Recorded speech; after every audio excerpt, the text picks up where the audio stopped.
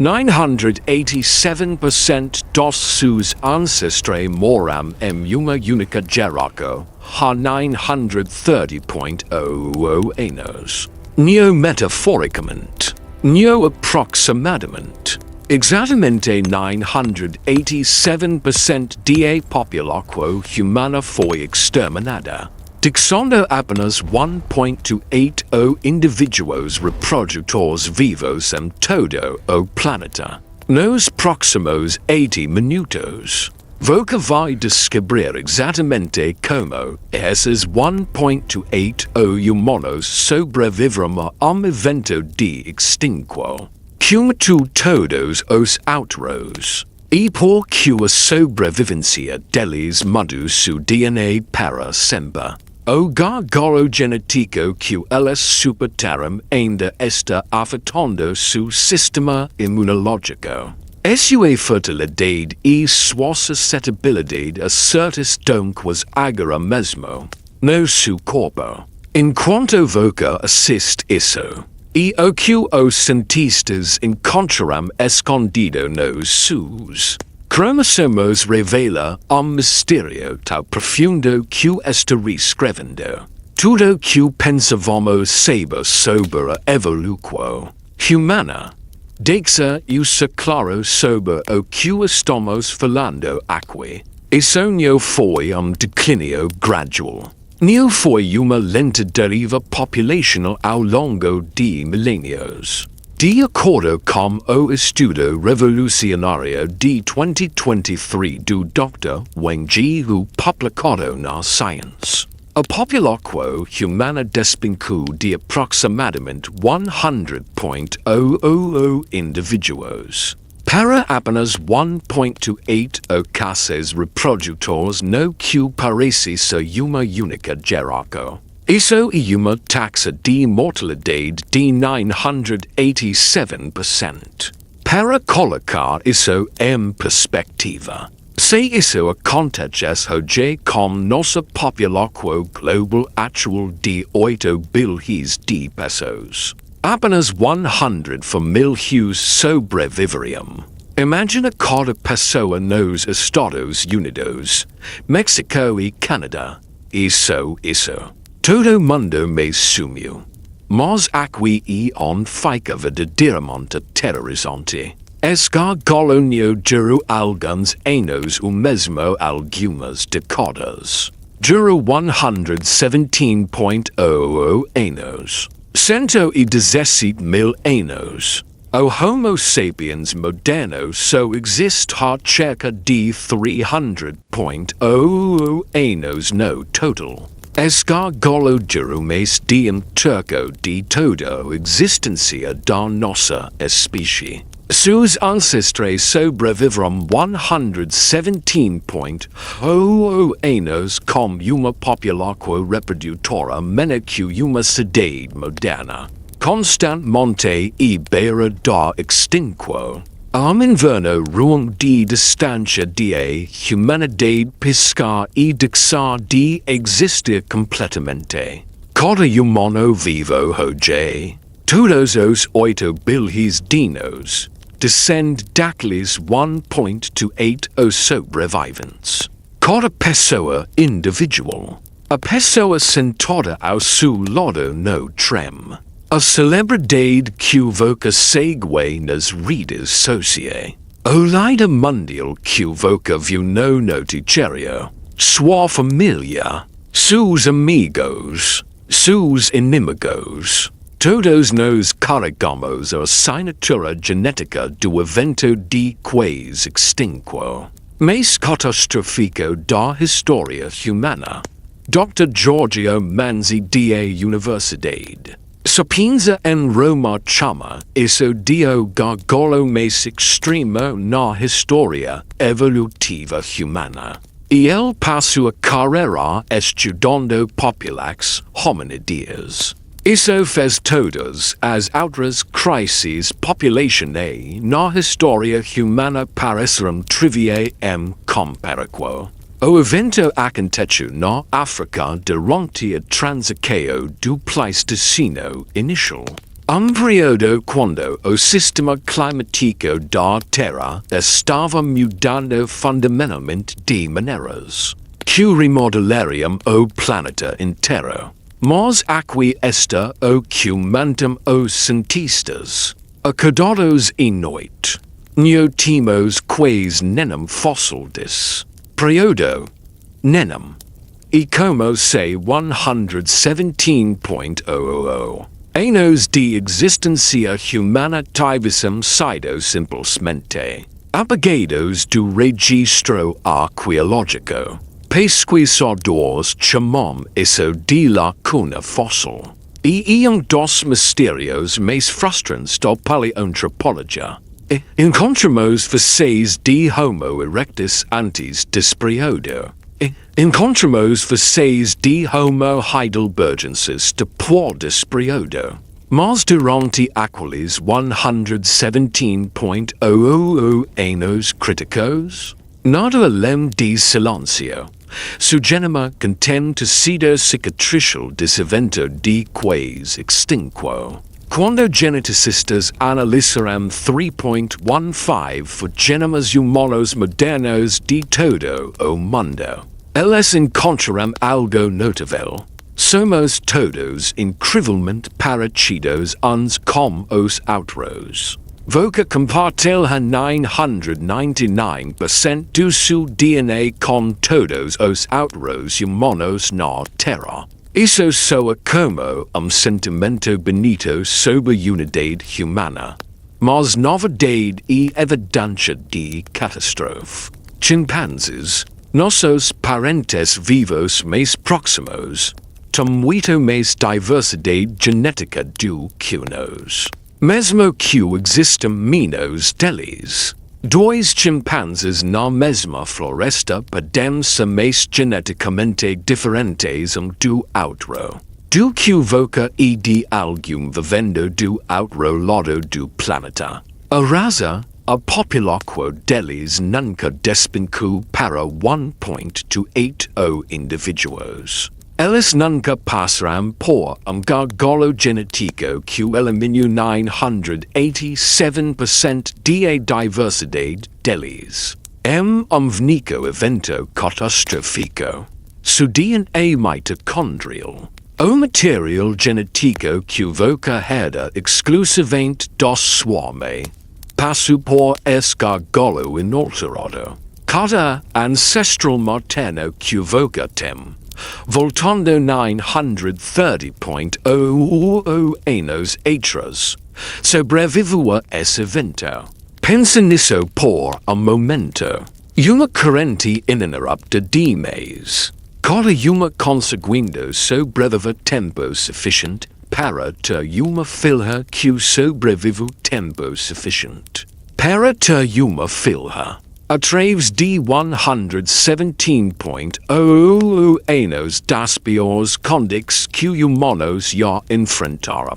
As chances da sua existência, matematicamente falando, estão tão próximas de zero que voca não deveria estar aqui. Mas aqui está voca. A equipe do Doctor Who usou algoritmo sofisticado chamado FitCall para detectar esse gargalo. O algoritmo analisa padrões de mutação em genomas modernos e os rastreia para trás através do tempo. Usando algo chamado teoria de coalescência. Cada mutação no seu DNA age como crimbo de tempo.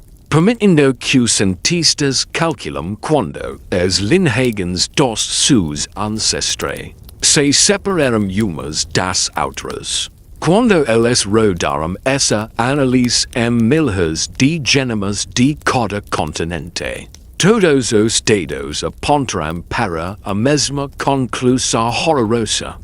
Há 930.0 anos. A humanidade quase morreu completamente. Mas aqui está o que faz os cientistas perdam o sono e noite. Não temos fósseis desse período. Nenhum. E como se 117.00 Anos da História Humana. Tivessem sido apagados do registro arqueológico, exceto por lugar punhado de sitios costeiros no sul da África que mostram ocupação humana contínua. Através desse período, sitios onde pessoas viveram, fizeram ferramentas, comeram mariscos e de alguma forma perseveraram quando o resto do mundo se tornou cemitério. A pergunta que assombra pesquisadores: o que havia de tão especial nesses lugares? O que os 1.280 sobreviventes sabiam que os 987% que moram no sabiam? Cientistas chamam isso de período do Linhagem fantasma. De 930.00 a 813.00 anos atrás, humanos existiram, mas deixaram quase nenhum rastro no registro fóssil. E como se nossos ancestrais tivessem se tornado fantasmas, sobrevivendo em algum lugar, de alguma forma. Mas invisíveis as evidências arqueológicas das que paleontólogos dependem. E sonho é apenas frustrante para pesquisadores tentando entender a evolução humana. E aterrorizante, porque algo aconteceu durante aqueles anos que foi tão catastrófico, que quase nos apagou da existência. Para entender como sabemos sobre esse gargalo ápice da falta de faces, voca precisa entender como a dinâmica moderna funciona. Seu DNA é essencialmente livro de história. E cada letra nesse livro contém informação sobre seus ancestrais.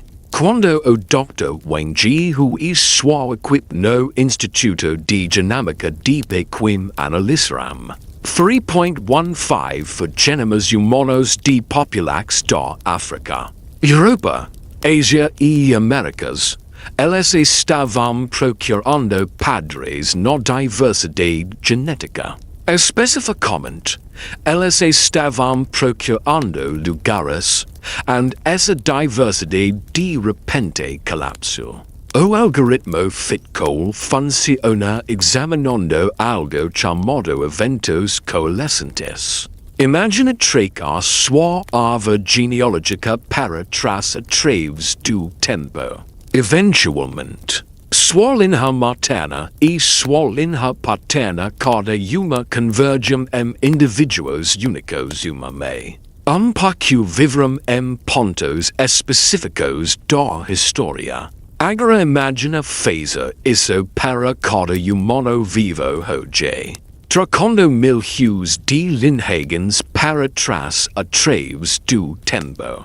A teoria de coalescência nos diz que todas essas linhagens deveriam se espalhar de forma relativamente uniforme através da história. Mas a equipe do Dr. Who encontrou algo chocante.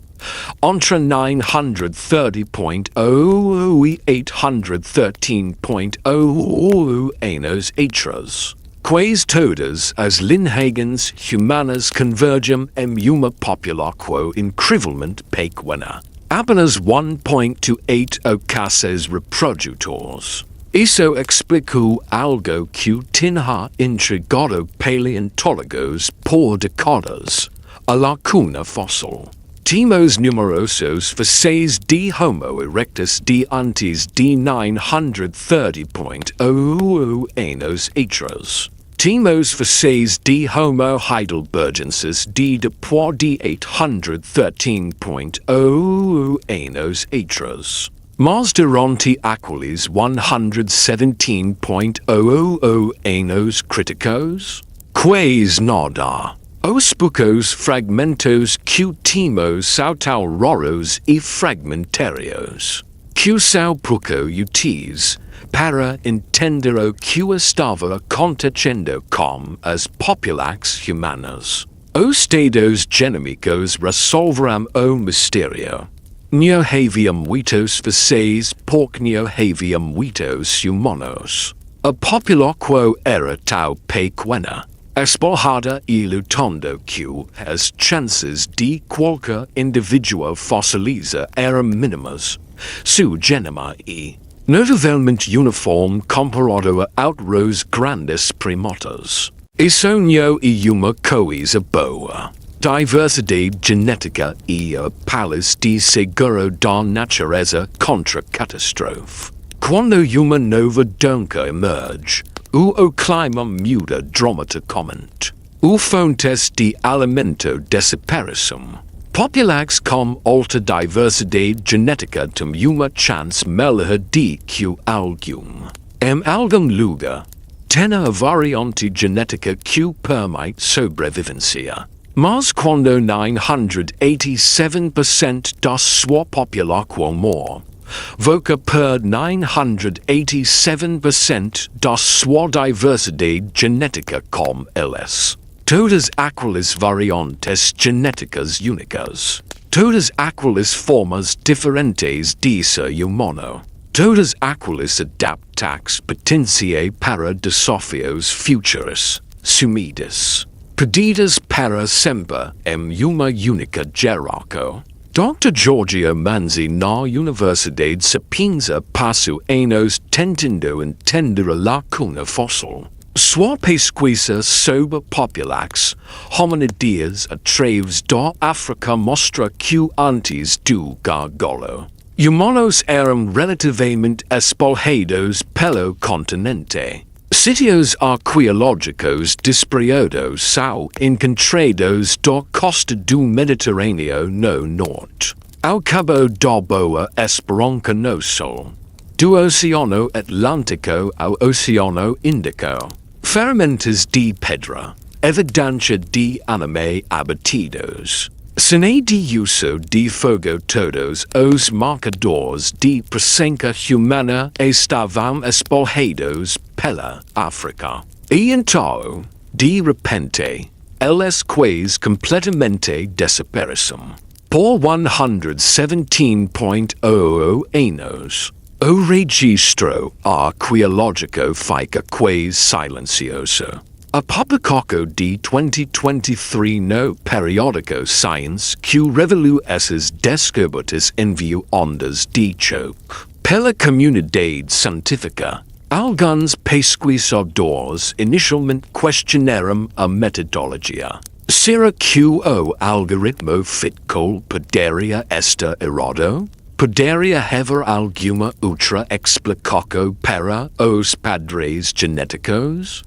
Mas conforme outras equipes replicaram a análise usando métodos diferentes e conjuntos de dados diferentes, a mesma imagem emergiu. Há cerca de 930.00 anos, algo catastrófico aconteceu com a humanidade. Algo que nos trou e beira da extinção. Voca e mais geneticamente parecido com algum vivendo em Tóquio. Lagos ou São Paulo do que dois chimpanzés vivendo na mesma floresta são como outro. Esse foto impressionante. Chimpanzés nunca passarão por gargalo populacional tão severo. Nem gorilas nem orangotangos. Apenas humanos. Apenas nós, gargalo e por que humanos modernos. Apesar de viver em cada continente e em cada zona climática, são notavelmente similares uns aos outros geneticamente. Somos todos primos, separados por apenas algumas centenas de gerações. Todos descendentes do mesmo grupo minúsculo de sobreviventes. Mas quando cientistas olharam para o onde isso aconteceu, eles encontraram algo que parecia impossível.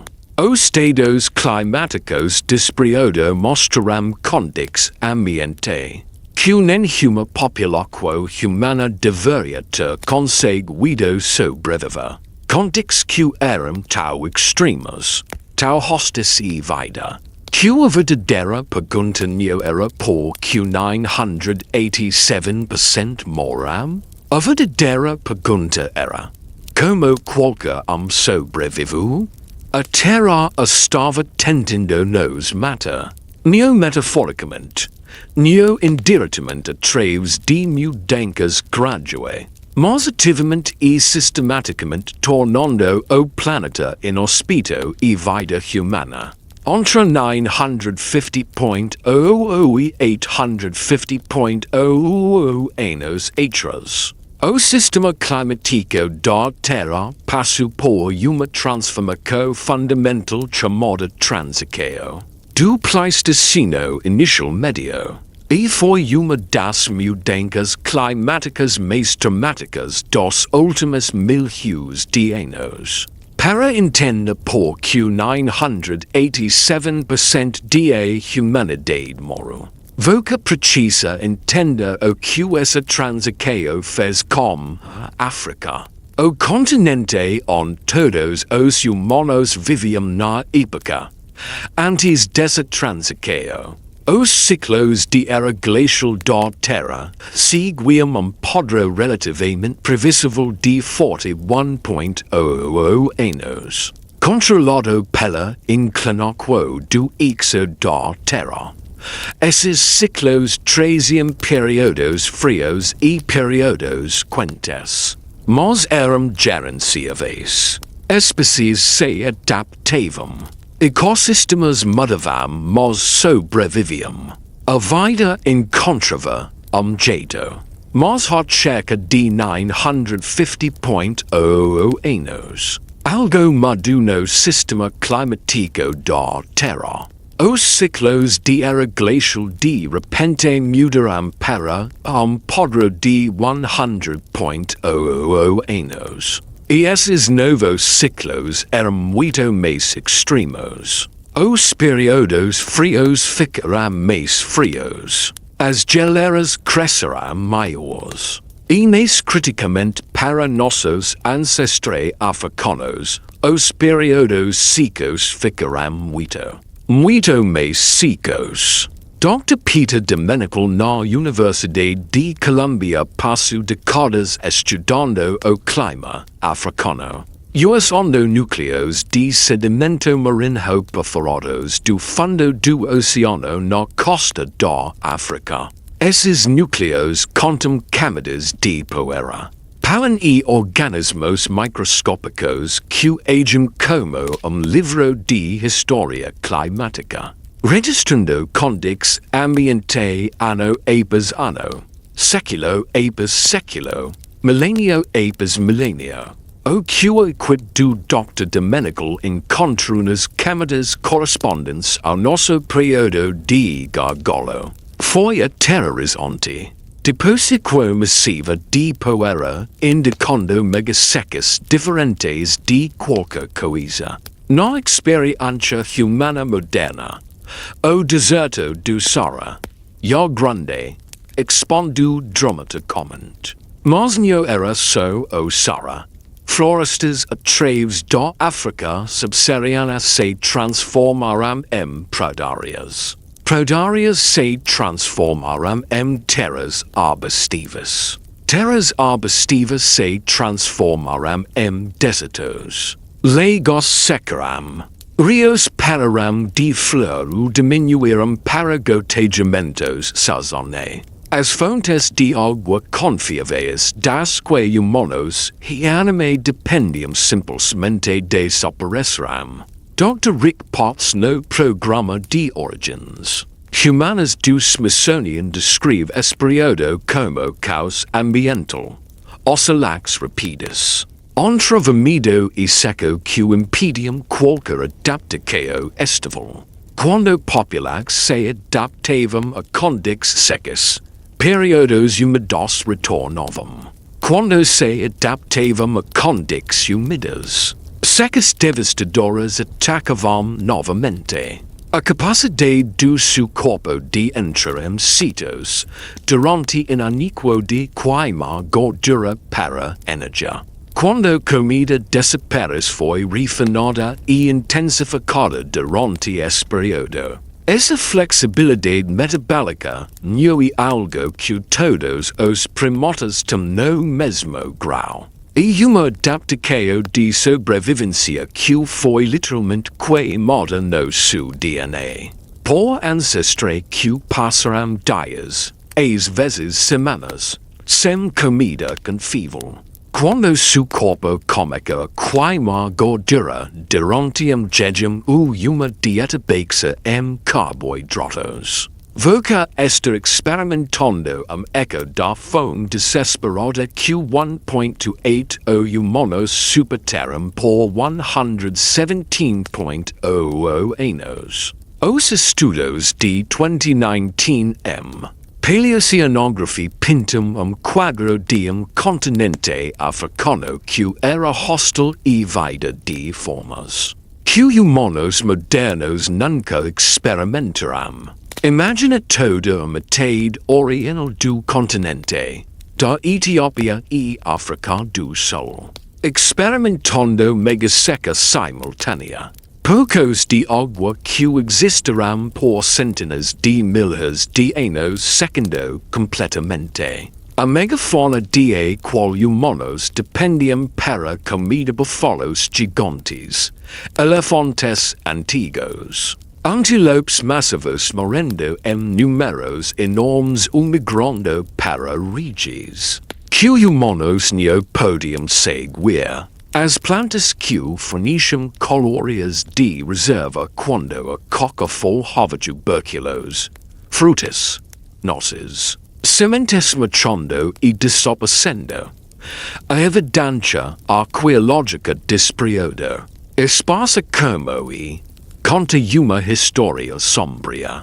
Os poucos sítios que mostram ocupação humana revelam algo perturbador. Evidência aumentada de estresse de recursos. Ferramentas de pedra mostram-se de serem usadas por períodos mais longos, antes de serem descartadas, sugerindo que a matéria cresce para fazer novas ferramentas eram escassos. Ossos de anime mostram evidência de processamento mais completo cada pedaço de carne removido, cada bit de medula extraído. Ossos às vezes queimados como combustível quando madeira se tornava escassa. Essas são as assinaturas de populares, a modo de sobrevivência desesperada. Competição por recursos minguantes que certamente se tornou letal. Quando Dr. Curtis Marin na Universidade Estadual do Arizona examinou ossos hominídeos de sítios ditados para esse período, ele encontrou algo que o torna o horror ainda mais visceral. Marcas de corte. Os mesmos padrões de abate usados para processar carne animal aparecem em ossos humanos. Nossos ancestrais, imperados e beira absoluta da sobrevivência, às vezes recorrem ao tabu definitivo. Não porque eram selvagens ou malvados, mas porque estavam famintos e desesperados. E tentando sobreviver em mundo que estava ativamente tentando.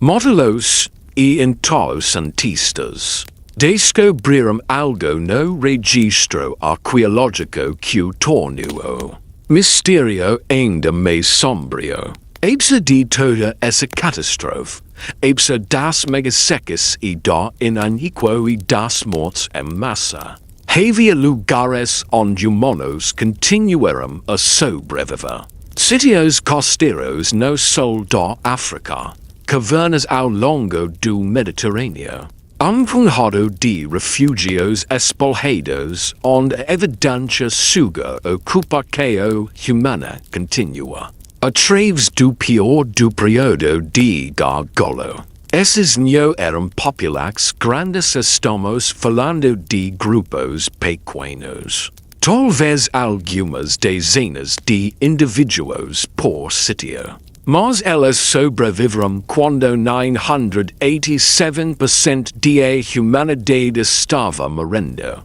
A pergunta que assombra pesquisadores: o que esses sobreviventes tinham? Que todos os outros não tinham? O que era diferente sobre esses lugares? Que o conhecimento adaptado permitiu que 1.28 humanos supertassem 117.000 anos de inferno ambiental que matou centenas de milhares de seus parentes? Os sobreviventes não eram mais fortes, não eram mais rápidos. Evidência arqueológica suga que humanos iniciais estavam na verdade ficando ligeiramente menores. Durante esse período, provavelmente devido ao estresse nutricional, o que os 1.28 os sobreviventes tinham era algo mais valioso do que prosa física, flexibilidade cognitiva, a habilidade de como quase qualquer coisa. Viva quase em qualquer lugar e se adapta quase instantaneamente a condições e mudança. SEUS Ancestrais MORRERAM os predadores mais poderosos do continente africano. Eles eram os mais adaptáveis. A pesquisa do Dr. Curtis Marine em Pinnacle Point na África do Sul revolucionou nosso entendimento de como humanos sobreviveram ao gargalo. Pinnacle Point e uma série de cavernas ao longo da costa sul da África do Sul. E as camadas arqueológicas do período de gargalo mostram algo notável.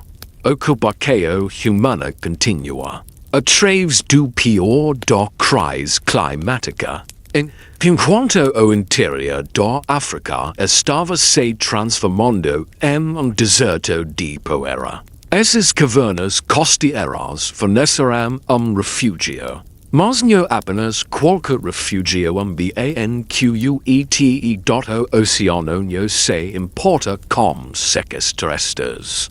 Quando rios secarão e pradarias se transformarão em deserto, a produtividade do oceano continua. Mariscos, as zonas intramares rocosas ao longo da costa, se tornaram a salvação da humanidade. As cavernas em Pinnacle Point contam camada de conchas descartadas mexilhues, lopes, Pusios, cracas evidência de que humanos estavam intensivamente explorando recursos marinhos. Isso não era coleta costeira ocasional. Isso foi uma mudança dietética completa. Uma mudança fundamental em como humanos obtinham calorias. Mas aqui está a parte fascinante. Colher mariscos requer conhecimento. Voca precisa entender mais. Porclitos de mariscos são acessíveis na mer baixa. Voca precisa entender estoques. Porque algumas espécies são tóxicas durante certos meses. Voca precisa ter ferramentas para arrancar lopes de rocas antes que se prendam. Voca precisa saber que espécies são seguras para comer e que vivo te mata. Esse conhecimento representa sofisticação cognitiva, transmissão cultural. Observa quão cuidadosa de padres naturae. Os 1.28 os sobreviventes não estavam apenas fisicamente sobrevivendo, eles estavam pensando su. Caminho através da crise das ferramentas. De pedra despreoda mostram sofisticação aumentada, comparada a tempos anteriores. Antes do gargalo, Homo erectus phasia fermentis relativamente simples machados de mau. Raspadores toscos. Cortadores basicos. Durantio gargalo. Vimos evidentia de technicas de fabricaco de ferramentas mais complexes. Laminas tiradas de núcleos preparados. Fermentas compostas com múltiplas partes encaixadas juntas. Fermentas especializadas para tarefas específicas. Alguns pesquisadores acreditam que esse salto tecnológico não foi coincidência. Foi impulsionado pela necessidade. Quando sua sobrevivência depende de processar eficientemente cada fonte de alimento possível. Inovação em ferramentas se torna uma questão de vida ou morte. A capacidade de evocar de guerrilha uma verdade incrivelmente ampla de alimentos de vegetação, cozida a poucos fermentado a lavas de insetos a medula a tuberculos amargos e, incomum entre primatas, a maioria dos primatas são especialistas. Gorilas comem principalmente folhas. Chimpanzees comem principalmente frutas e carne ocasional. Orangotangos comem principalmente frutas. Mas humanos? Comemos tudo. Somos os onívoros definitivos, capazes de extrair calorias de uma variedade absurda de fontes. Isso não foi sempre verdade. Essa flexibilidade dietética se intensificou durante o gargalo, quando populações que eram especializadas também morreram, e populações que podiam comer qualquer coisa sobreviveram. Evidência da caverna Wonderwork na África do Sul. Datada de cerca de 800.0 anos atrás perto do fim do período de gargalo. Mostra algo revolucionário. Uso controlado de fogo. Não apenas uso ocasional, não apenas uso oportunista de fogos naturais.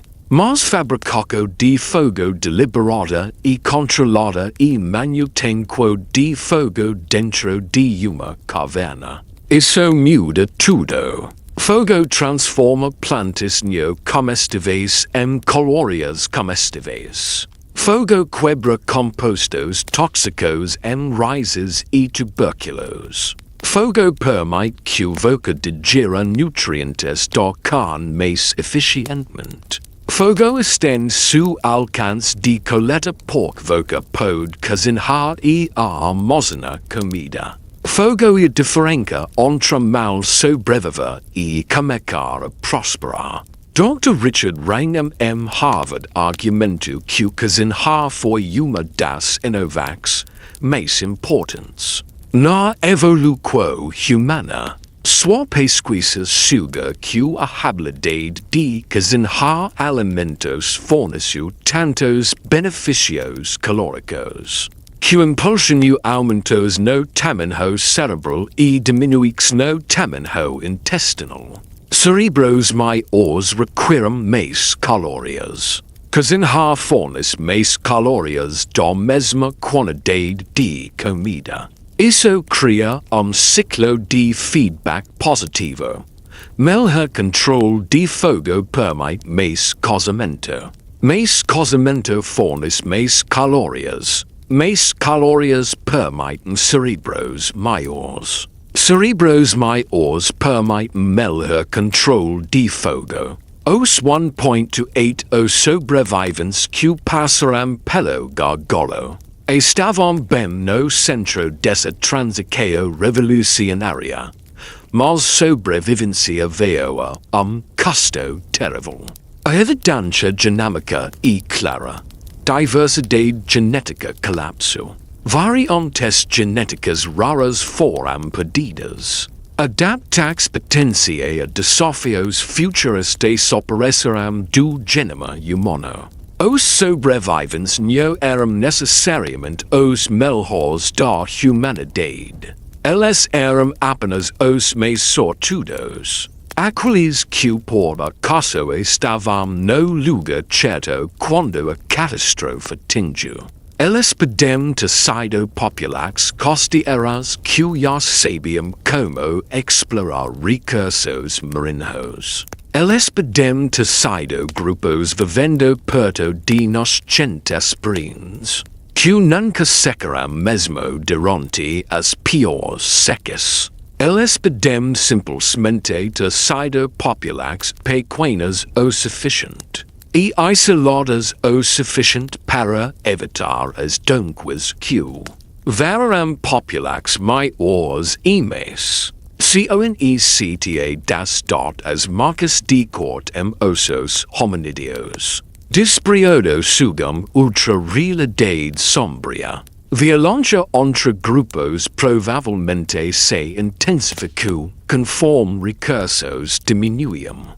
Competição não era apenas entre humanos e o ambiente era entre humanos e outros humanos. Quando poucos de água secam e rebanhos desaparecem, o grupo que controla a última fonte de alimento confiável sobrevive. E os grupos que não controlam morrem.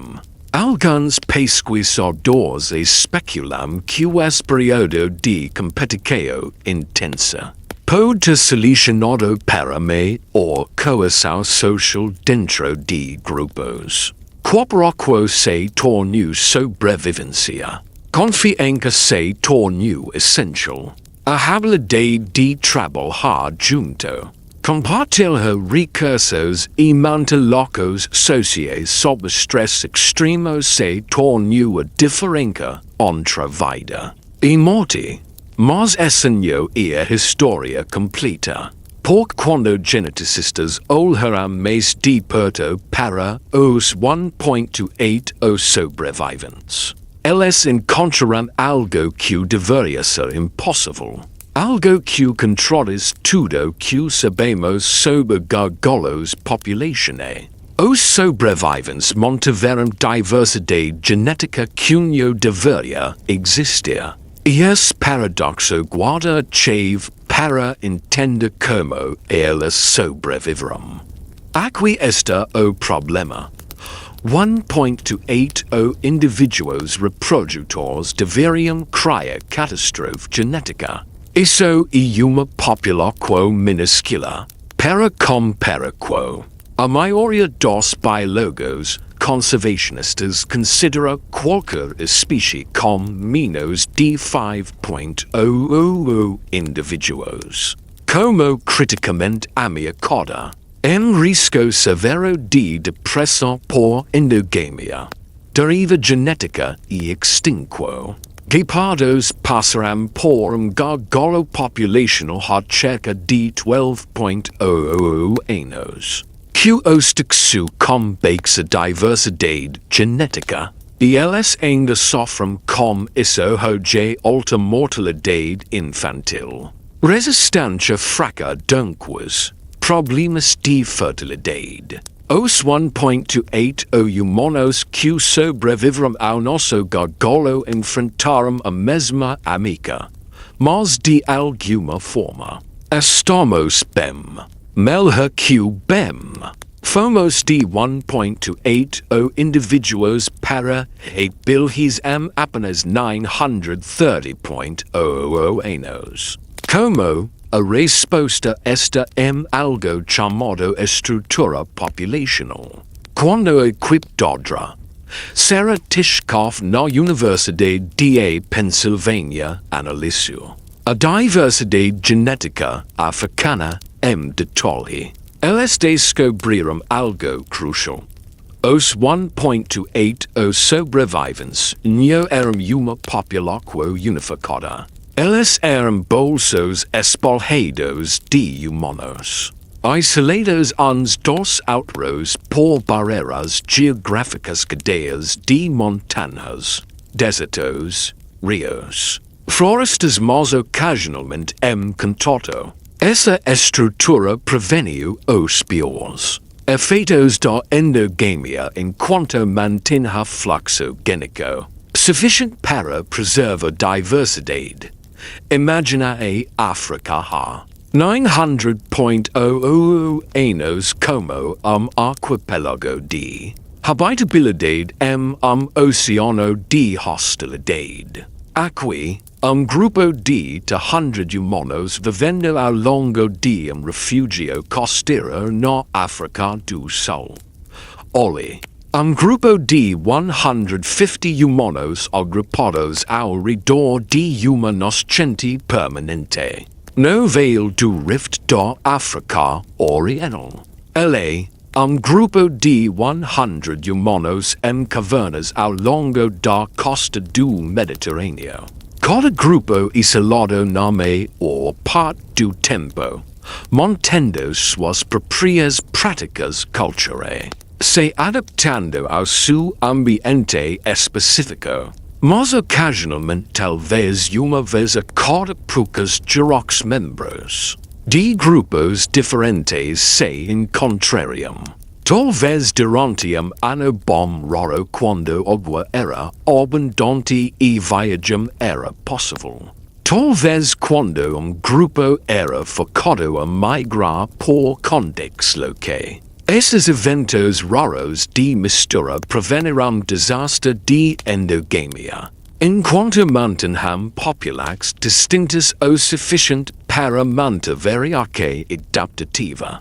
Os genes do seu sistema imunológico, particularmente o complexo antigeno do cocetário humano HLA, mostram algo notável. Apesar do gargalo, genes HLA têm diversidade extremamente alta comparada ao resto do seu genoma. Isso não é aleatório, isso é evidência de que o gargalo, severo como foi, preservou variantes genéticas de combate donquas, porque populações similares morreram completamente. Os grupos que sobreviveram foram aqueles que mantiveram diversidade imunológica suficiente para lutar contra as donquas que proliferaram quando populações estavam estressadas, desnutridas e vivendo em quartos próximos em cavernas e refúgios costeiros.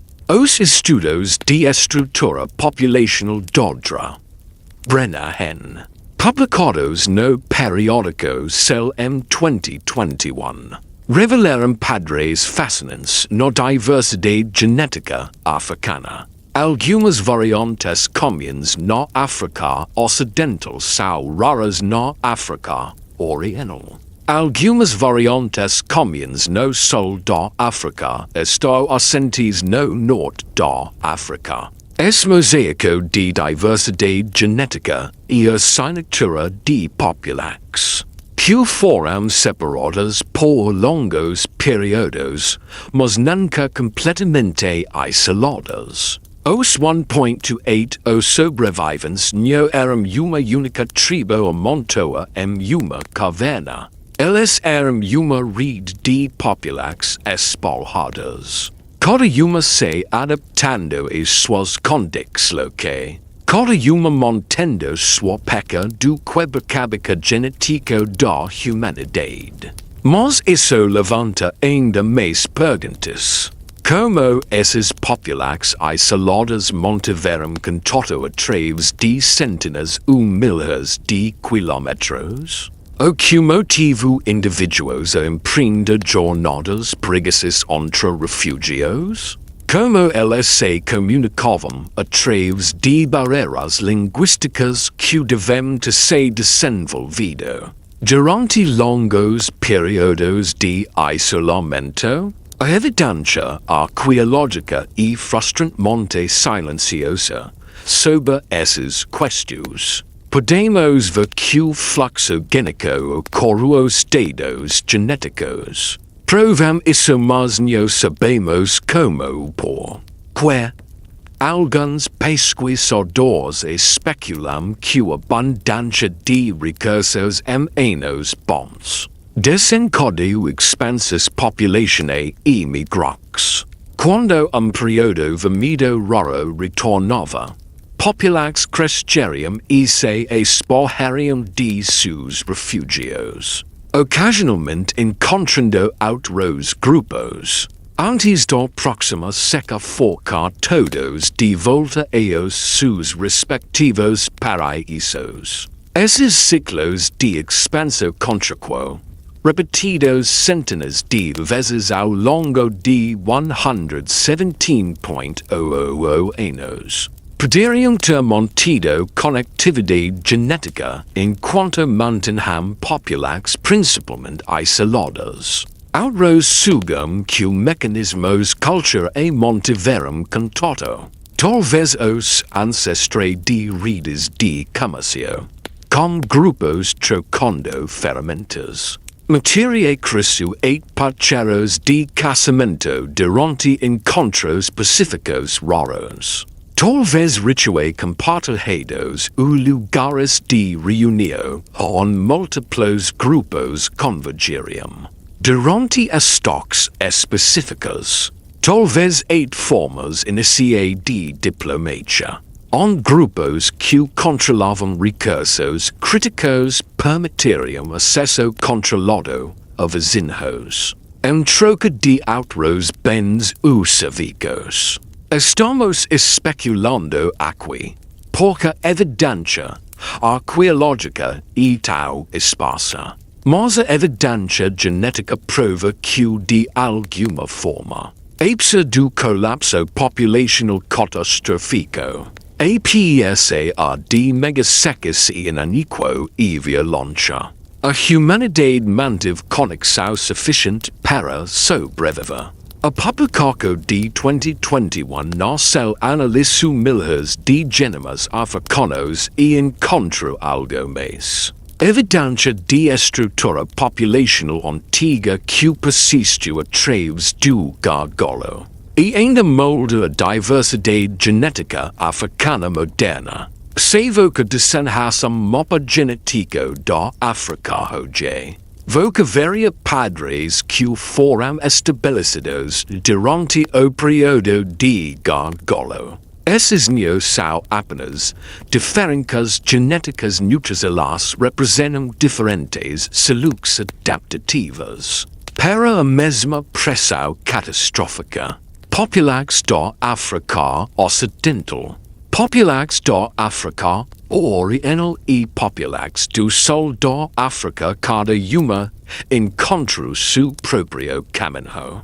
Através de cries. E esses caminhos moldarão seus genomas de maneiras que persistem quase milhão de anos depois. Sevoca esta US ondo isso para adormecer, isso é perfeito. E exatamente por isso que eu foco esses vídeos.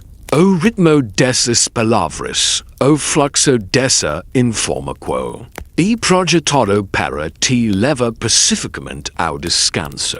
Enquanto sua mente inconsciente processa a realidade profunda de que voca descende de sobreviventes. Me deixa saber nos comentários de onde voca está assistindo. E então, há 813.00 anos, algo mudou. A população explodiu. De 1.280 caças reprodutores para dezenas de milhares em apenas algumas gerações. De refugios expulsados para ocupação defendida da África. De mal sobrevivendo a começando a prosperar. Os dados genéticos mostram esse boom populacional claramente expanso subita. Na diversidade de linhagens, aumento rápido em sítios arqueológicos. Evidência de inovação tecnológica acelerando. A pergunta que assombra cientistas. Por que? O que mudou? O Q terminuo gargalo e permisu e humanidade neo apenas sobreviver, mas floresa? Registros climáticos de núcleos de sedimento oceanico e litos de lagos antigos mostram que algo notável aconteceu por volta de 815.000 anos atrás. A chuva retornou. Não permanentemente. Não em todo lugar. Mas em padrão que era suficientemente estável, suficientemente previsível, para permitir que populações humanas expandissem de seus refúgios costeiros e alimentados por nascentes de volta ao interior africano. O período vermelho africano que começou no fim do gargalo transformou desertos de volta em pradarias. Litos de lagos secos de volta em áreas úmidas prosperas. E do vida uma segunda chance.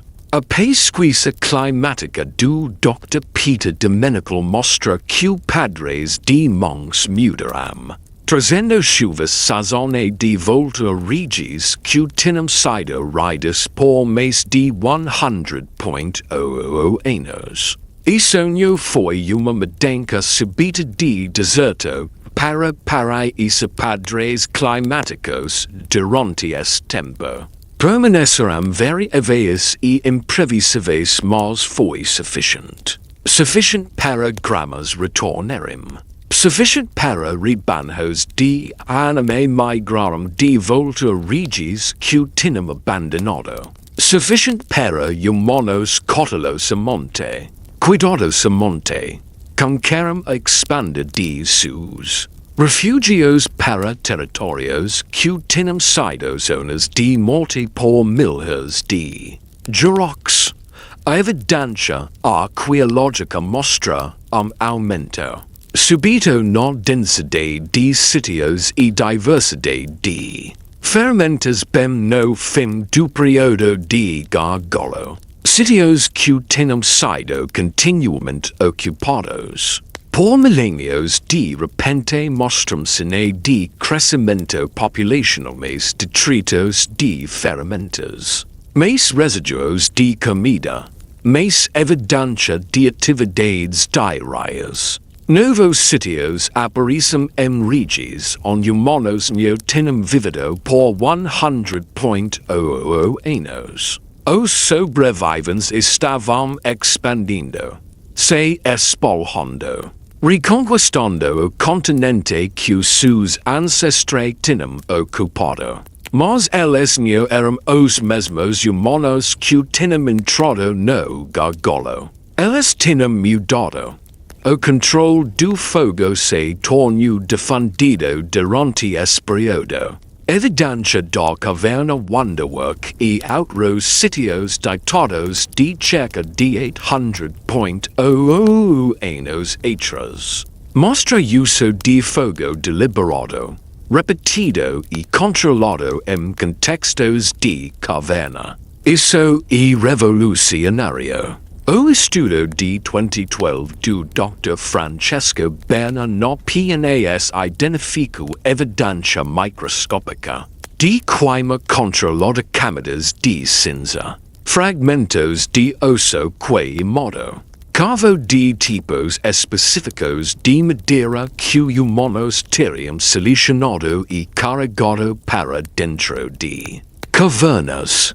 Isso não é uso oportunista de incêndios florestais. Isso é fogo feito por humanos, fogo controlado por humanos. Fogo como ferramenta tão importante quanto qualquer implemento de pedra. Fogo muda tudo. Fogo estende o dia, permitindo que humanos trabalhem e socializem depois do escuro. Fogo fornece calor, permitindo que humanos vivam em regiões mais frias e elevadas mais altas. Fogo protege contra predadores ursos de caverna, leopardos, hienas, Os predadores antigos que competiam com humanos por obrigo cavernas evitarium fogo. Fogo processa comida, tornando plantas anteriormente não comestíveis seguras e digeríveis, extraindo mais calorias da carne, tornando ossos mochios o suficiente para acessar medula. Fogo cria ponto focal para reunião social, fortalecendo locos de grupo, facilitando transmissão cultural, permitindo que os ensinam jovens ilhas do fogo. A capacidade de evocar de guerrilha amados cozidos está diretamente ligada a esse período. O gene MY1 produz amylase saliva, uma enzima que quebra amados cozidos na sua boca. Humanos modernos têm múltiplas cópias deste gene entre 2 e 15 cópias dependendo da sua ancestralidade ou número de cópias se correlaciona com quantos seus ancestrais dependiam de alimentos amyláceos cozidos. Amplifica que ginica QT da essa habilidade aceleru durante e depois do período de gargalo. Quando cozinhar com fogo se torna apenas uma conveniência, mas uma necessidade de sobrevivência. A hipótese de casamento do Dr. Richard Wrangham propõe acesso regular a comida cozida fornece tantos benefícios que impulsionou a evolução de intestinos menores e cerebros maiores. Comida crua requer sistema digestivo grande e intensivo energia para processar. Comida cozida e predigerida pelo cala, requerendo menos tecido intestinal para extrair nutrientes, liberando energia para outros propósitos como alimentar cerebro faminto por energia. A transição de Homo erectus para Homo heidelbergensis que aconteceu durante o período de gargalo envolve exatamente essa troca. Dentes e mandíbulas menores. Também o intestino reduzido. Volume cerebral aumentado. Os 1.280 os sobreviventes e seus descendentes imediatos foram os primeiros humanos a se comprometer totalmente com fogo como tecnologia essencial. E esse compromisso transformou seus corpos. Mas melhoria climática e controle de fogo sozinhos não explicam completamente e exploso.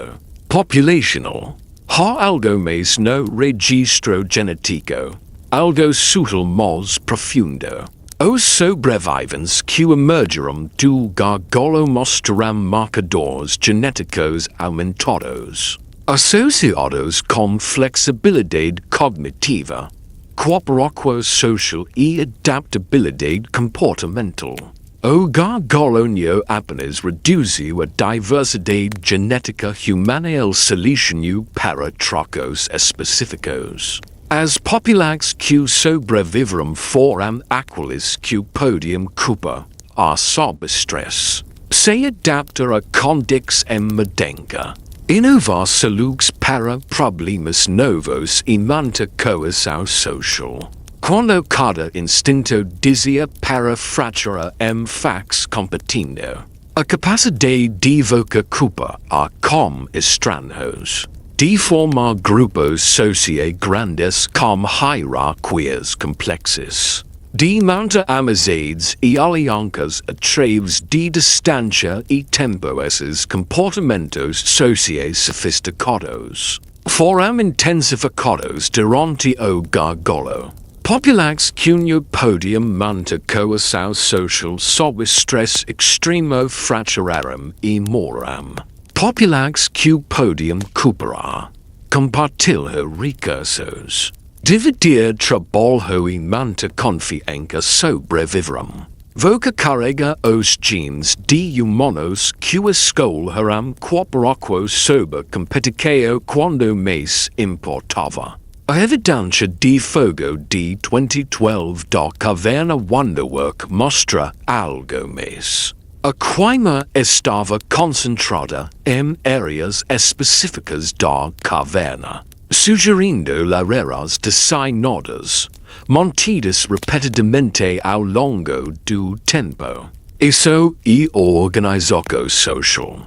Isso é planejamento. Isso é grupo de humanos que não estavam apenas sobrevivendo dia a dia, mas organizando seu espaço de vida, criando algo como lar. A transição de sobrevivência desesperada para a vida intencional. Aconteceu em algum lugar no final do período de gargalo, e fez toda a diferença. Sítios arqueológicos do período pós-gargalo mostram evidência de movimento de material cru de longa distância. Obsidiana de fontes volcânicas transportadas centenas de quilômetros para sítios costeiros. Matéria de ferramentas de pedra de alta qualidade movidos entre regiões. Isso é evidência de algo como redes de comércio, ou pelo menos de humanos viajando distâncias muito mais longas do que tinham. Durante o pico da crise, os refugiados que tinham isolado sobreviventes durante o pior da seca agora estavam conectados por populares de expansão se movendo através de territórios reabertos. Mas, por que isso importa para ver se alguém vivendo 930.000 anos depois? Alguém que nunca experimentou mega seca ou gargalo populacional ou sobrevivência desesperada. E beira da extinção? Poucas mudanças genéticas desgargalo ainda estão moldando sua vida, sua sorte, suas capacidades ilimitadas, de maneiras que o Voca nunca imaginou. Os 1.280 sobreviventes te deixaram legado, e esse legado está escrito em cada célula do seu corpo. Vamos falar sobre seu corpo. Neo-humanos antigos, neo-sítios arqueológicos, neo-abstracts genéticos. Voca. A pessoa ouvindo isso agora mesmo. O gargalo que quase matou a humanidade há 930.000 anos ainda está afetando sua vida. Diária de maneiras tangíveis e mensuráveis. A sua diversidade genética reduzida torna os autoimunes mais comuns em humanos do que em outros primatas. Quando uma população desaba para 1.280 indivíduos, variantes genéticas raras são pedidas. Algumas dessas variantes pedidas provavelmente fornecem resistência a condições autoimunes situix. Seu sistema imunológico ataca erroneamente seus próprios tecidos. Artrite reumatoide, esclerose múltipla, diabetes tipo 1, lupus. Dunca de Crohn essas condições são notavelmente comuns em humanos, mas raras em nossos parentes primatas mais próximos. Parte da raza é que nossos sistemas imunológicos, geneticamente simplificados pelo gargalo, têm menos variedade em como distinguem próprio de estrangeiro. A pesquisa do Dr. Joshua que em Princeton sobre mutantes deleterias mostra que humanos carregam fardo ou de variantes genéticas levemente prejudiciais do que o esperado. Muitas das que afetam função imunológica. O gargalo eliminio diversidade produtora que desesperadamente precisávamos. Seus desafios de fertilidade são parcialmente legado do gargalo. Humanos têm taxas de concept que surpreendentes baixas comparadas a outros mamíferos. Se voca está tentando conceber. Voca tem aproximadamente 20% de chance por ciclo de ovulação sob contexto ideas. Para chimpanzés, e mais de 40%. Para a maioria dos outros mamíferos, e ainda maior. Por que humanos são tão ruins em fazer bebês? Genética populacional fornece parte da resposta. O gargalo eliminou variantes genéticas que apoiavam fertilidade robusta, e as variantes que permanecerão são apenas funcionam o suficiente, mas não ótimas. Estudos publicados em Science Advances em 2020 mostram que humanos carregam mais mutax em genes relacionados à fertilidade do que qualquer outra espécie de grande primata. Muitas das que reduzem levemente a eficiência de concept que o aumentam taxas de aborto espontâneo precoce.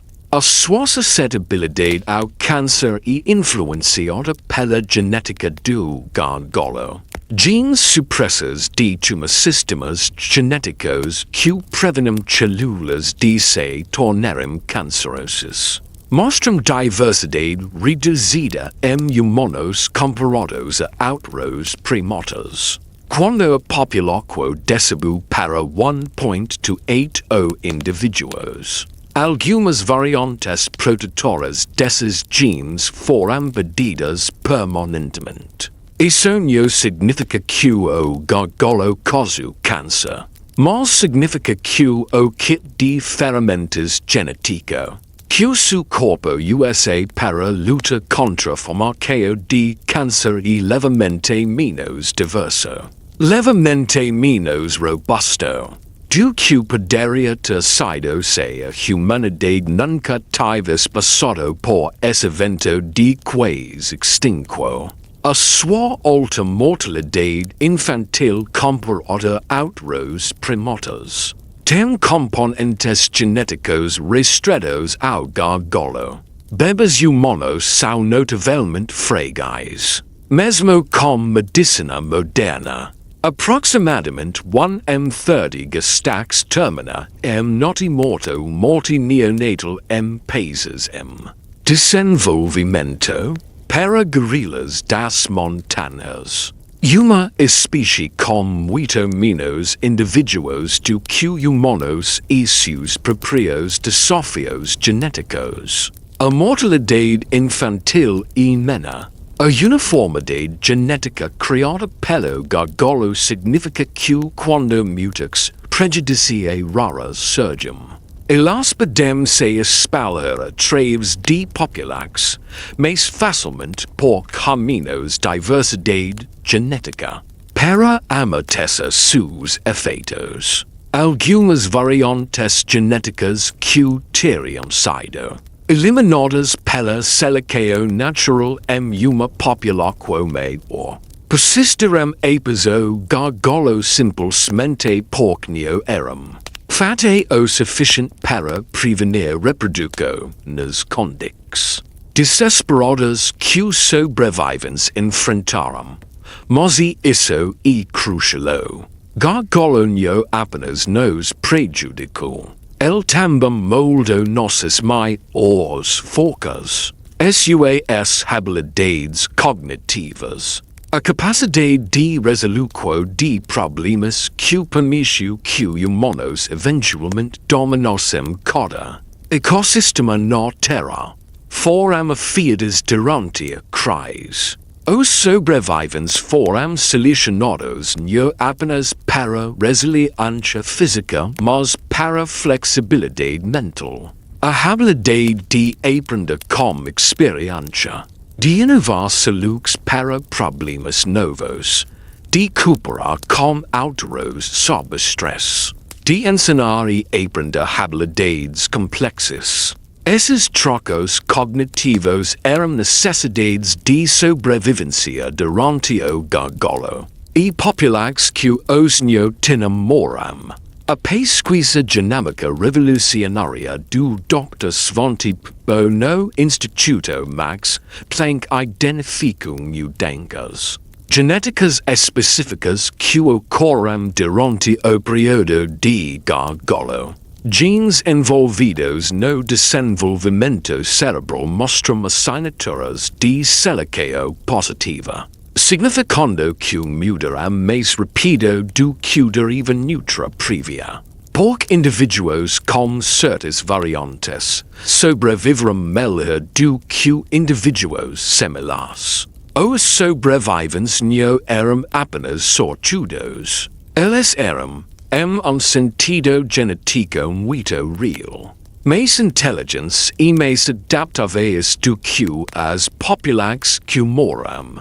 Evoca carrega inteligência deles no seu genoma, a sua similaridade genética com todos os humanos, a identidade de DNA de 999% que evoca compartilha com cada pessoa na Terra e resultado direto de 1.280 os sobreviventes. Somos todos primos, separados por apenas 930.00 anos e aproximadamente 30.00 gerações. Essa proximidade genética tem implicações profundas. Significa que diferenças superficiais entre populações humanas cor de pele, textura de cabelo, características faciais são exatamente isso, superficiais. São adaptações recentes a ambientes locais. Escritas em cima de uma fundação genética que é notavelmente uniforme. A pessoa sentada ao seu lado, independentemente da aparência ou ancestralidade deles, e mais proximamente relacionada a voca do que voca poderia pensar-se possível. Essa similaridade genética tem benefícios e custos. O benefício: humanos podem cooperar através de fronteiras populacionais mais facilmente do que espécies com alta diversidade genética, porque fundamentalmente não somos tão diferentes uns dos outros. O custo: uma donca que afeta uma população humana tem uma boa chance de afetar todas as populações humanas, porque nossos sistemas imunológicos são tão similares. A pandemia de Covid-19 demonstrou essa realidade. Vírus novo emergindo em uma cidade se espalhou globalmente porque cada sistema imunológico humano, moldado pelo mesmo gargalo, respondeu e amiga de maneiras similares efetivamente para alguns, catastroficamente para outros, mas previsivelmente cedo em nossa herança genética compartilhada. A capacidade de se viver em qualquer lugar na Terra, de tundra ártica e floresta tropical a montanhas de alta altitude e desertos escaldantes, vem da adaptabilidade que foi falhada durante o gargalo. Outros primatas são especialistas. Gorilas vivem em tipos específicos de floresta em elevações específicas. Orangotangos vivem apenas em florestas tropicais específicas. Chimpanzés vivem em florestas tropicais e savanas, mas em nenhum outro lugar. Humanos vivemos em todo lugar. Antártica, o Saara, a Amazônia, o Himalaia, pequenas ilhas do Pacífico. Literae árticos não há quase nenhum lugar na Terra que humanos não colonizaram com sucesso. Essa adaptabilidade extrema essa habilidade de sobreviver qualquer ambiente. Foi o troco que salvou nossos ancestrais há 900.000 anos. E permanece característica definidora da nossa espécie. A publicado de 2020 em Science. Advances sobre mutantes deleterias incluiu uma descoberta que a todo pesquisadores. Apesar do gargalo, apesar da perda de diversidade genética, humanos mostram mecanismos de reparo de DNA surpreendentemente robustos. Suas células estão constantemente consertando erros no seu DNA, prevenindo mutantes que poderiam causar câncer ou doença genética. Esses sistemas de reparo, codificados no seu genoma, funcionam levemente melhor em humanos do que em outros primatas. O gargalo pode ser selecionado para populares com reparo de DNA particularmente efetivo, porque em uma população pequena, cada indivíduo importa. Populares que podiam manter integridade genética apesar de endogamia e estresse ambiental sobreviveram. Populares que não podiam morreram. A sua similaridade genética com todos os humanos na Terra significa que quando voca olha para outra pessoa qualquer pessoa, em qualquer lugar voca está olhando para a família. Família distante, certamente, mas família mesmo assim. A pessoa que entrega sua correspondência, a celebridade na sua tela, o líder político com quem voca discorda, o estranho passando por voca na rua, todos eles descendem dos mesmos 1.280 sobreviventes.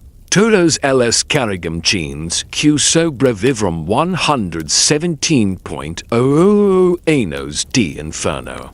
Todos eles são seus primos, produtos do mesmo gargalo catastrófico que moldou seu genoma. Há uma peca final para essa história. Algo que muda tudo que pensávamos sobre a singularidade humana, sobre nosso lugar na história da vida na Terra, sobre o que significa que 1.280 humanos se recusaram a entrar em extinção. Quando cada indicador ambiental dizia que deveriam. O gargalo não apenas reduziu os números da população humana. Ele criou uma nova espécie, não metaforicamente, não aproximadamente, mas literalmente. Os humanos que entraram no gargalo como Homo erectus emergiram dele transformados, mudados. Evoluídos, os 1.280 sobreviventes e seus descendentes, moldados por 117.000 anos de pressão de silicio extrema, se tornaram algo que nunca tinha existido antes, Homo heidelbergensis, o ancestral direto de Neanderthal, denisovanos e humanos modernos. Isso e especificou emicao. Isso e evoluiu operando em velocidade de crise. Impulsionada por catástrofe ambiental e colapso populacional. O Dr. Chris Stringer no Museu de História Natural em Londres. Passo décadas estudando a evidência fóssil para a evolução humana. E sua pesquisa mostra quadro claro. Antes do gargalo, vimos anatomia clássica de Homo erectus. Depois do gargalo, vimos anatomia de Homo heidelbergensis cerebros maiores. Formas de crânio diferentes, ferramentas mais sofisticadas, evidência de comportamento mais complexo. A transição acontece durante o período de linhagem fantasma. Durante aqueles 117.000 anos quando humanos eram raros de me para fossilism vito. Quando a população era tão pequena que mudanças evolutivas podiam se espalhar. Através da espécie inteira, apenas algumas dúzias de gerações. A sua espécie Homo sapiens existe por causa desse gargalo. Se a população não tivesse desabado, se o clima não tivesse se tornado catastrófico, se humanos tivessem permanecido numerosos e defendidos pela África, provavelmente ainda seríamos Homo erectus. Populax estaveis ambientes estaveis não evoluem rapidamente. Elas não precisam. Mas populax e beira da extinção. Populax ancora geraco enfrenta pressão de seleção de sobrevivência ou morte. Populax tão pequenas que muitas benéficas podem se espalhar rapidamente. Essas populax evoluem rápido. Os sobreviventes não estavam apenas preservando a humanidade. Eles estavam transformando-a. Cada geração que sobreviveu ao gargalo era, por definição, melhor adaptada e sobrevivência do que a geração anterior. Os que não podiam cooperar efetivamente morreram. Os que não podiam inovar soluções diferentes morreram. Os que não podiam digerir alimentos diversos morreram.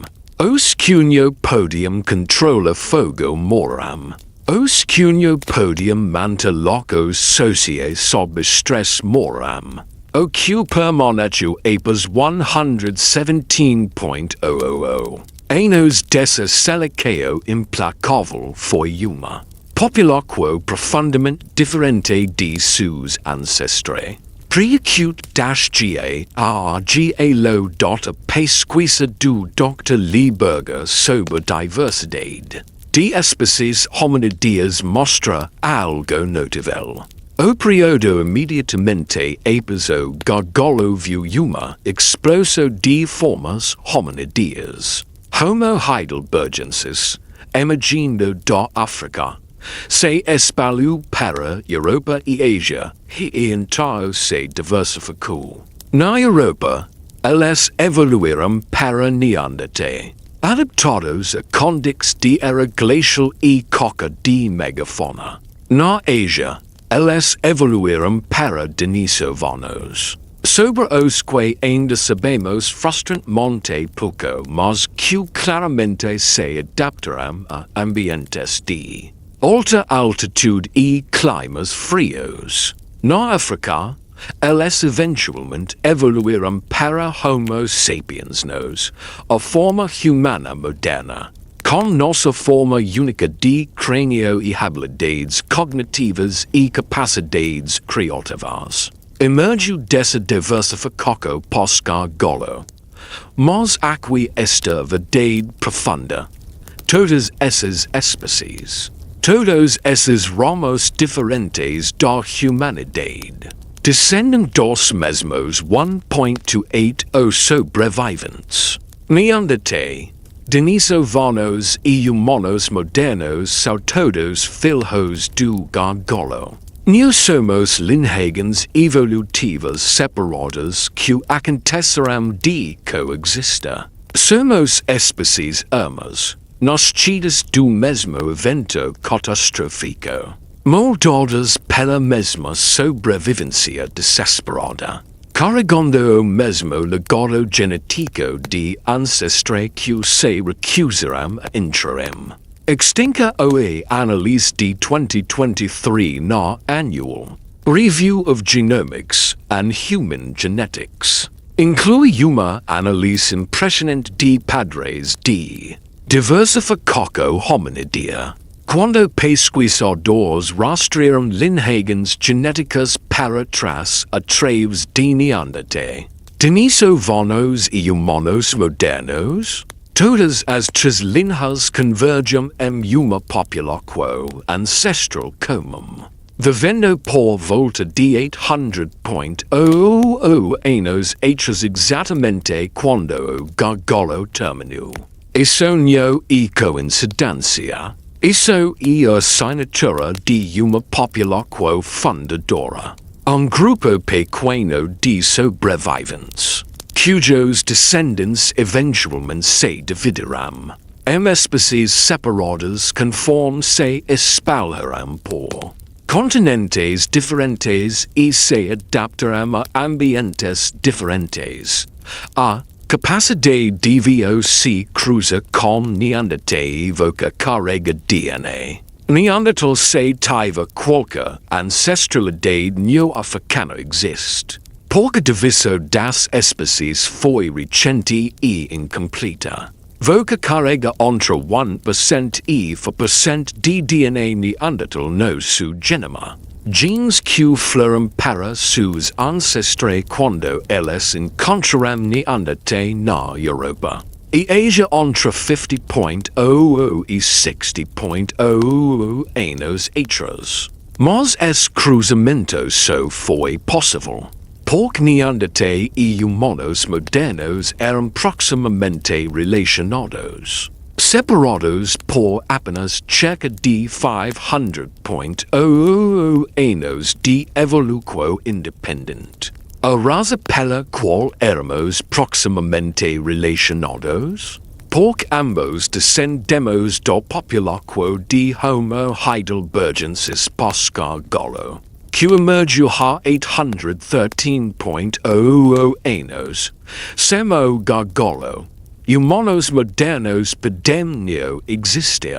Essa é uma verdade difícil de absorver. A catástrofe que mata 987% da humanidade criou as condições necessárias para nossa espécie emerger. O sofrimento, a inaniquo, a violência, a sobrevivência desesperada tudo isso, horrível como foi. Impulsionou mudanças evolutivas que nos tornaram passíveis. Não estamos aqui apesar do gargalo. Estamos aqui por causa dele. A sua espécie emergiu da catástrofe transformada. As habilidades cognitivas que permitirão que humanos eventualmente desenvolvessem linguagem, arte, música, matemática, ciência.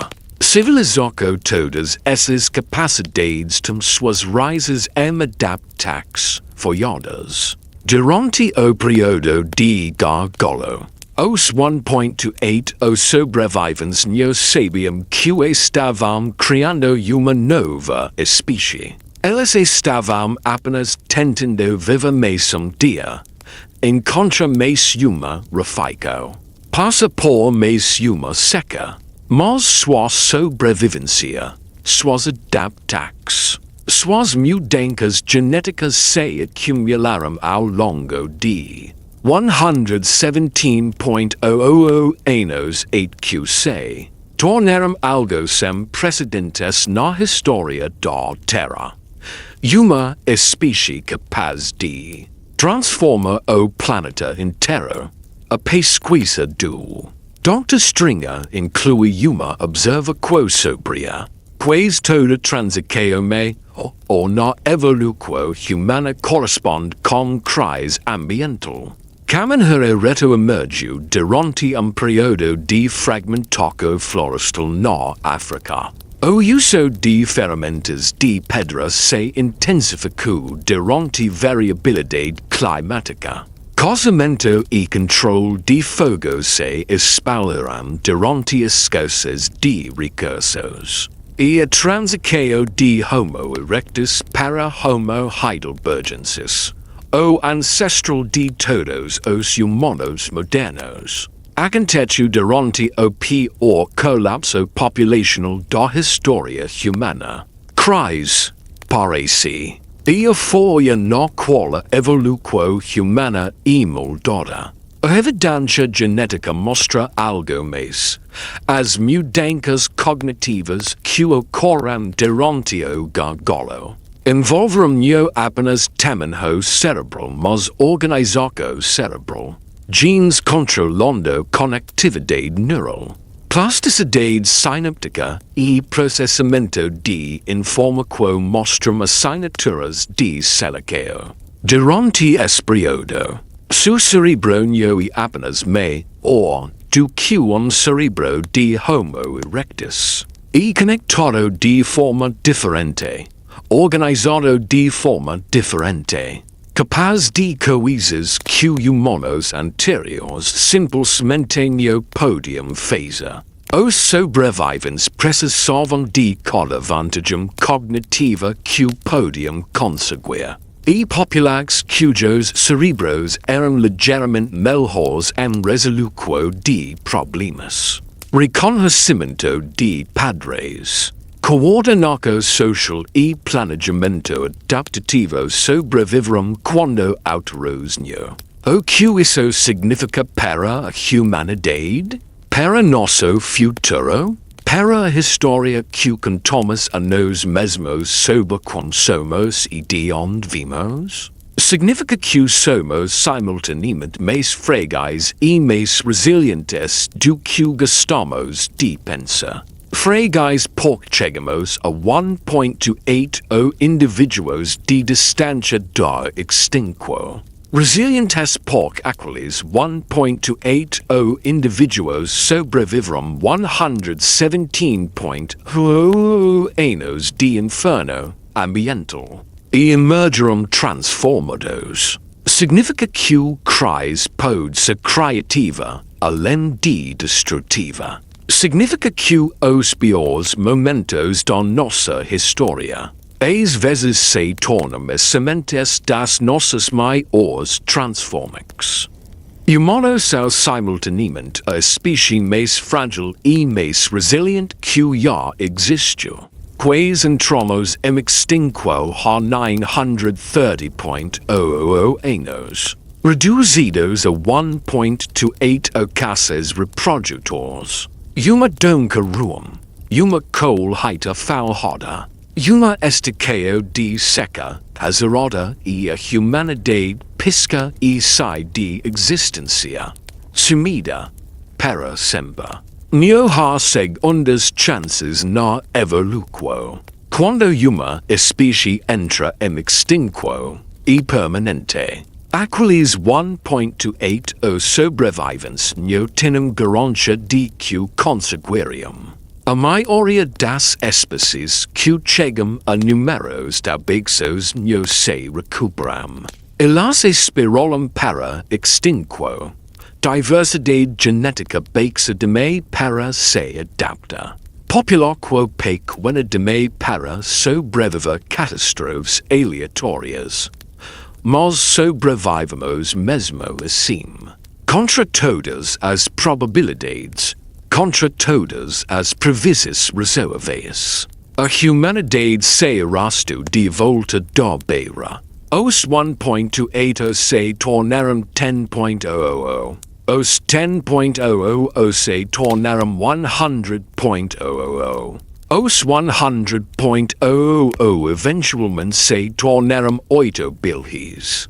Do mena gargalo para a maior população de qualquer grande mamífero na Terra.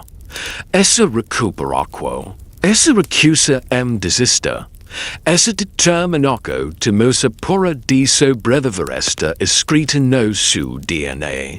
Que muda no seu código genético por ancestrais que perseveraram. Quando desista teria sido mais fácil. Nossa uniformidade e tanto uma fraqueza quanto uma força. A fraqueza. Todos somos vulneráveis às mesmas amigas. Uma donca que pode matar humano pode potencialmente matar todos os humanos. Uma crise ambiental que afeta uma população afeta todas as populações. A baixa diversidade genética que resulta do gargalo significa que Neotimos a palis de seguro embutida que alta diversidade fornis. A forca, somos todos fundamentalmente iguais. As ideologias racistas que alegam diferenças fundamentais entre populações humanas são cientificamente absurdas. Somos separados por no máximo 100.000 anos de adaptação superficial a ambientes locais, construídos sobre uma fundação de 930.000 anos de arranca compartilhada. A pessoa que não se parece nada com Voca compartilha 999% do seu DNA. Voca e família. O legado do sobrevivente e complexo. Carregamos tanto trauma quanto triunfo em medida igual. O trauma. Cicatrizes genéticas do gargalo que nos tornam vulneráveis a doenças autoimunes. Desafios de fertilidade. Suscetibilidade ao câncer e outros problemas de saúde. O triunfo. Habilidades cognitivas. Adaptabilidade e resiliência que nos permitirão eventualmente dominar cada ecossistema no planeta. Voca carrega ambos. Cada humano carrega. Somos tonificados e poderosos. Frágeis e imparáveis. Quebrados e lindos. A população humana atual é de cerca de 8 bilhões de indivíduos. De 1.280 para 8.000.000.000 em apenas 930.000 anos. Isso é aumento de aproximadamente 625 milhões de vezes. Fomos de quase extintos em todo lugar. De refugios costeiros a cada continente exceto Antártica. De caçadores coltas e usuários de fogo e construtores de civilização que viajam pelo espaço. O arco dessa transformação é impressionante. Em termos evolutivos, é essencialmente instantâneo. Em termos humanos, representa 30.000 gerações de sobrevivência, adaptação, inovação e crescimento. Mas aqui está a pergunta que mantém pesquisadores acordados e noite. Estamos criando nosso próprio gargalo? Mudança climática está transformando os ecossistemas da Terra em taxas não vistas. Desde a transição do Pleistoceno inicial médio, níveis do mar estão subindo. Secas estão se intensificando. Sistemas agrícolas estão estressados. Biodiversidade está colapsando. Já passamos por isso antes. Há 930.000 anos e quase nos matou. A diferença é que dessa vez estamos caçando isso. Somos a crise climática. E ao contrário dos 1.280 sobreviventes que não tiveram escolha além de perseverar, temos escolhas. Podemos mudar de curso. Podemos nos adaptar. Podemos cooperar através de fronteiras. Podemos usar a inteligência que foi falhada naquele antigo gargalo para prevenir futuro. Deixa comentário e me conta qual foto te surpreendeu mais agora. Antes de Voca adormecer, me deixa saber de no mundo Voca está assistindo. Eu amo ver diferentes fusos horários experimentando essa história juntos. Essa arranca humana compartilhada nos conectando através de continentes e culturas. Dr. E.O. Wilson. O grande biólogo evolutivo que faleceu em 2021. Passo sua carreira estudando biodiversidade e extinção. Sua pesquisa sobre biogeografia de ilhas mostrou que populações pequenas em ilhas isoladas são incrivelmente vulneráveis e extinção por eventos aleatórios. Os 1.280 sobreviventes humanos estavam essencialmente vivendo em ilhas isoladas refúgios costeiros e paraísos espalhados em oceano de ambiente hostil. Por todas as previsões, deveríamos ter morrido. Populações pequenas raramente se recuperam de gargalos tão severos. Mas nós nos recuperamos. Wilson chamou humanos de a espécie mais adaptável na história da Terra. E ele estava certo. Nossos ancestrais preveram isso sobrevivendo ao insobrevivível. As implicações filosóficas são profundas. Se todos descendemos de 1.280 sobreviventes. Se todos carregamos genes que sobreviveram 117.00 anos de catástrofe ambiental. Se somos todos primos separados por menos gerações do que a história registrada abrange. Então o que isso significa para como tratamos uns aos outros? Para como organizamos nossas sociedades? Para como pensamos sobre direitos humanos e dignidade e valor?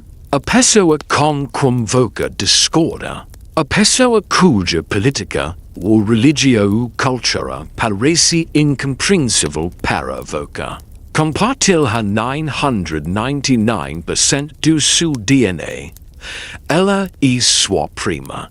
Os ancestrais dela sobreviveram ao mesmo gargalo que os SEUS. Ela carrega o mesmo legado de resiliência e adaptabilidade e recusa teimosa de entrar em extinção.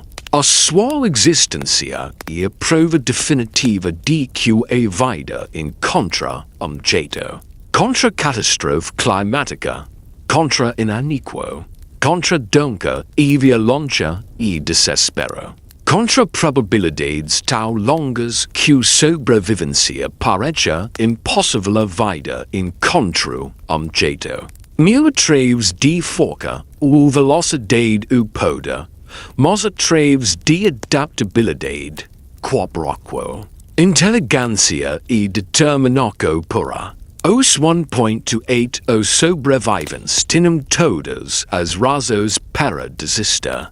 O mundo estava ativamente tentando matá-los. Comida era escassa. Água era escassa. Lugares seguros para viver eram escassos. Cada dia era uma luta. Cada ano era uma catástrofe. Cada geração enfrentava a possibilidade real de ser a última geração de humanos a existir. Mas eles não desistirão. Eles se adaptarão. Eles cooperarão. Eles inovarão. Eles perseverarão. E aqui esta voca, 930.00 anos depois, ouvindo a história deles, carregando os genes deles, vivendo a vida que eles tornaram possível através de sua recusa em se render e extinção. Voca não é apenas descendente de sobreviventes. Voca é descendente dos sobreviventes mais resilientes, mais adaptáveis, mais determinados da história humana. Esse legado é seu. Essa forca é sua. Essa recusa desista quando tudo parece sem esperança também é seu. Escrito no seu DNA por ancestrais que preveram que humanos podem sobreviver a qualquer coisa. Conforme voca dormes hoje e noite. Considera essa verdade profunda. Voca é descendente dos humanos mais resistentes, mais inteligentes, mais resilientes que viveram. Os 1.280 sobreviventes que passaram por 117.000 anos de inferno ambiental. Os que descobriram como mariscos quando anime terrestres desapareceram. Os que dominaram fogo quando calor significava sobrevivência. Os que cooperaram quando violência teria sido mais fácil. Os que ensinaram seus filhos como sobreviver quando o mundo em si tinha se tornado hostil e vida humana. Voca carrega os genes deles. Voca carrega a resiliência deles. Voca carrega a determinação deles. E no sentido mais profundo, voca eles, continuando a história deles 930.000 anos depois. Há algo profundo sobre uma corrente ininterrupta se estendendo por 930.000 anos. Uma corrente ininterrupta de sobrevivência. Conectando voca quelles 1.280 ancestrais que se recusaram a deixar a humanidade morrer. Cada dos seus ancestrais, cada geração entra em tal e agora. Sobrevive o tempo suficiente para ter filhos. Nenhuma quebra na corrente.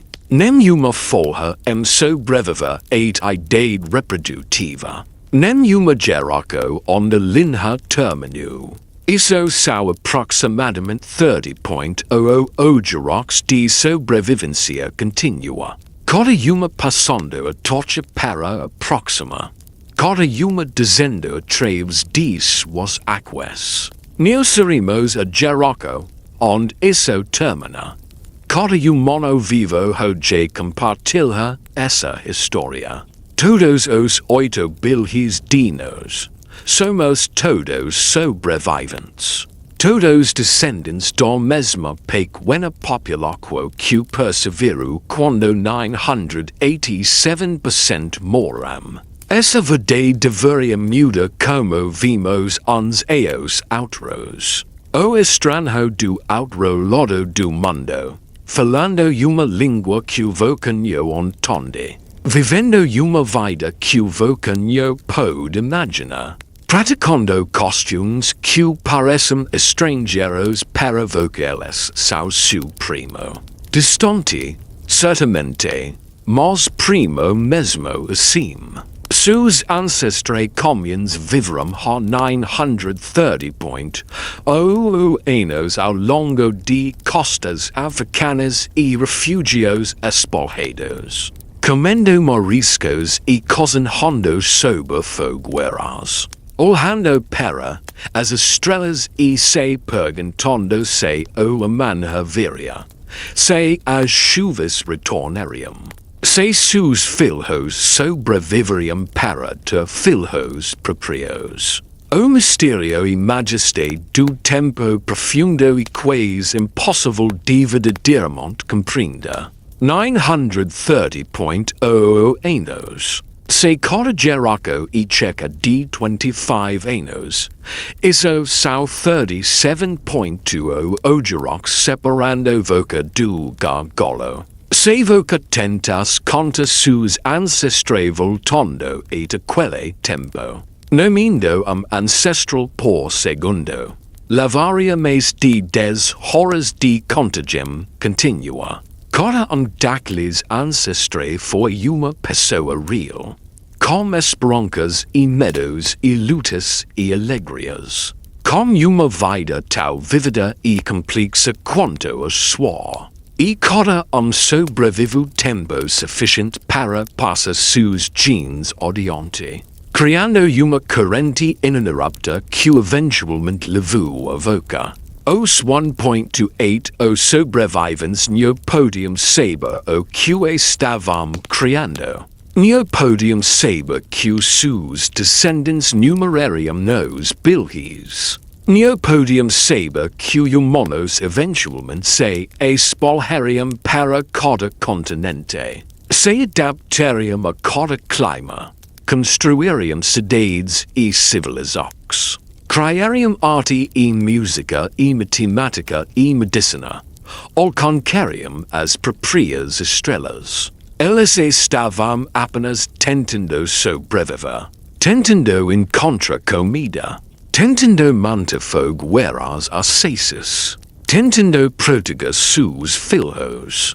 Tentando passa por mais dia. Mais uma seca. Mais uma geração. Mas ao fazer isso, ao se recusar a se render e extinquo, eles tornaram possível tudo que veio depois. Esperança e resiliência estão codificadas no nosso DNA, mas não são propriedades mágicas, são produtos de seleção. As populares que mantiveram esperança durante o gargalo, que acreditaram que a manha poderia ser melhor mesmo quando hoje era horrível. Que continuaram tentando quando desistir teria sido mais fáceis são as populares. Que sobreviveram. Os que desistiram, que se renderam ao desespero. Que pararam de tentar suas linhas terminaram. Voca não carrega os genes deles. Voca carrega os genes de pessoas que nunca pararam de tentar. Nunca pararam de ter esperança. Nunca pararam de acreditar que sobrevivência era possível. Mesmo quando toda evidência seguiria o contrário. Gratitude parece uma resposta inadequada a 930.00 anos de sobrevivência. Mas e o que temos? Gratitude pelos ancestrais que perseveraram. Gratitude pelo legado genético que eles te deixaram. Gratitude pela resiliência que eles forjaram em fogo e fome e desespero. Gratitude pela recusa deles em deixar a história humana terminar. Quando tal facilmente poderia ter terminado. Cada respiração que voca toma. Cada pensamento que voca pensa. Cada momento de consciência que voca experimenta e presente de. Ancestrais que sobreviveram quando sobrevivência parece impossível. Os uno torno que os 1.280 sobreviventes olhavam ha 930.00 anos era o mesmo su que voca vi hoje e noite. As mesmas estrelas, a mesma lua, a mesma vasta escuridão pontuada por luzes distantes. Eles não sabiam o que aquelas luzes eram. Não sabiam sobre planetas ou galáxias ou a escala cósmica da existência. Mas eles olhavam para cima mesmo assim. E ao olhar para cima, eles demonstraram algo unicamente humano curiosidade, maravilhamento. O desejo de entender o mundo além de necessidades imediatas de sobrevivência. Essa curiosidade, esse maravilhamento, esse desejo de saber sobreviver ao gargalo. Esta invoca agora se evoca tu essa jornada através do tempo profundo significativa.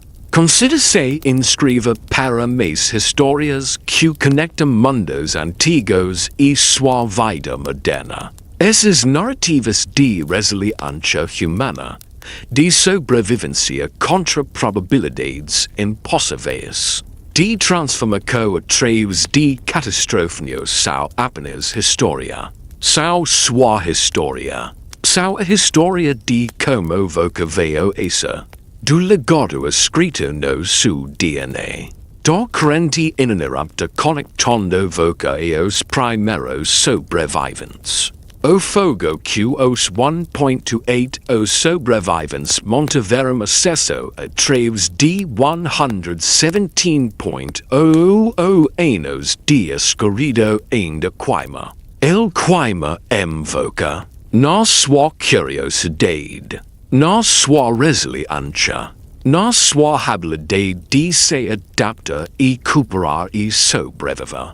Nas sua recusa desista quando as coisas ficam difíceis. Nas sua capacidade de ter esperança quando o futuro parece incerto. Aquele fogo antigo, mantido vivo por ancestrais cujos nomes estão perdidos no tempo mas cujos genes persistem no seu corpo, continua cada humano vivo hoje. Somos todos guardadores de fogo, todos sobreviventes, todos filhos do gargalo. Descansem hoje e noite, sabendo que voca carrega o legado dos sobreviventes mais extremos da história humana. Os que perseveram por 117.000 anos de catástrofe ambiental. Os que mantiveram diversidade genética suficiente para criar uma espécie. Os que cooperaram quando competição teria terminado tudo. Os que inovaram quando inovação significava vida ou morte. Os que tiveram esperança quando esperança parecia tola. Os que sobreviveram para que voca pudesse existir. A noite em que aqueles 1.280 ancestrais morreram para estrelas africanas há 930.000 anos. Eles não podiam saber que seus descendentes numerariam nos bilhões. Se espalhariam por cada continente, alcançariam aquelas mesmas estrelas do próprio espaço. Mas eles sobreviveram mesmo assim. Eles perseveraram. Eles se recusaram a deixar a história humana terminar. E porque eles não desistiram, porque continuaram tentando dia após dia, ano após ano. Geração após geração através de 117.000 anos que deveriam ter sido impossíveis. Voca está aqui, vivo, consciente, carregando o fogo deles adiante para futuro desconhecido. Boa noite.